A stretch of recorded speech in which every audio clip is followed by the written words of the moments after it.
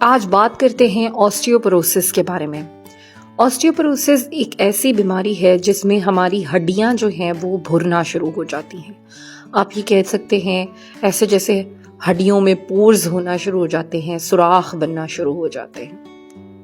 बहुत सारे लोग इस बीमारी का शिकार होते हैं और ऑस्टियोपोरोसिस के नतीजे में चूंकि उनकी हड्डियां बहुत कमज़ोर हो जाती हैं तो हल्की सी फॉल से भी इनकी हड्डियां टूटना शुरू हो जाती हैं। ख़ासतौर पर wrist joint, hip joint, spine के जॉइंट्स ये सबसे ज़्यादा अफेक्टेड होते हैं। नी जॉइंट जो है वो बुरे तरीके से इनमें अफेक्टेड होता है।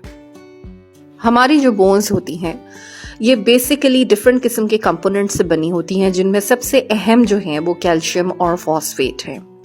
कैल्शियम का एक अच्छा बैलेंस मेंटेन होगा तो ही हमारी बोन्स जो हैं वो मजबूत होंगी। लेकिन अब एक चीज़ आप समझें कि हमारी जो बोन्स होती हैं इनके बनने में और इनके टूटने में दो अहम सेल्स का बहुत गहरा ताल्लुक है।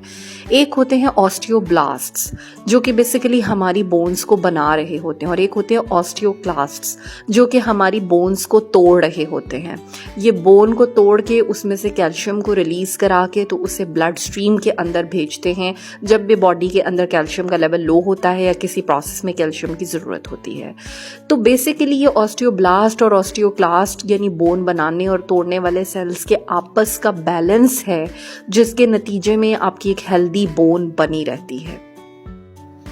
अगर ये बैलेंस किसी वजह से ख़राब हो जाता है, कैल्शियम के लेवल्स ऊपर नीचे हो जाते हैं या बढ़ती उम्र के साथ चूंकि कैल्शियम के लेवल्स जो हैं वो बॉडी के अंदर कम होने शुरू हो जाते हैं, आपकी डाइट जो है वो प्रॉपर नहीं होती, आपने प्रॉपर एक्सरसाइजेज नहीं की हुई होती, तो उसकी वजह से फिर जो है बोन्स आपकी वो वीक होती हैं, पोरस होनी शुरू हो जाती हैं, उनमें भुरना शुरू हो जाती हैं और फिर आपको जो है वो इस तरह के मसाइल फेस करने पड़ते हैं जो कि ऑस्टियोपोरोसिस से रिलेटेड सिम्टम्स होते हैं।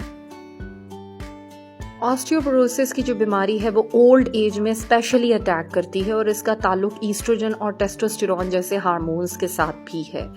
वो ख़वातीन जो मेनोपॉज का शिकार हो जाती हैं उनमें चूंकि ईस्ट्रोजन का लेवल कम होना शुरू हो जाता है तो भी कैल्शियम का होम्योस्टेसिस बैलेंस जो है वो डिस्टर्ब होता है और वो ऑस्टियोपोरोसिस का शिकार हो सकती हैं और उनको लोअर बैक पेन और इस तरह के प्रॉब्लम्स होते हैं।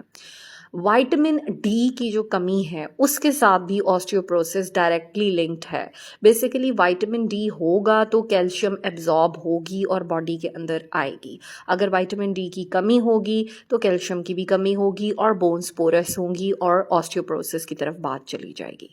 ऑस्टियोपोरोसिस को ट्रीट करने के लिए ना सिर्फ ये कि आपकी जो डाइट है वो बहुत ज़्यादा हेल्दी होनी चाहिए, आपको एक्सरसाइज करनी चाहिए, और अगर आपको लगता है कि आपको ऑस्टियोपोरोसिस जैसे मसाइल फेस करने पड़े तो फिर आपको अपने डॉक्टर से रजू करनी चाहिए। इस सिलसिले में आप मुझसे भी डायरेक्ट मैसेज में राब्ता कर सकते हैं।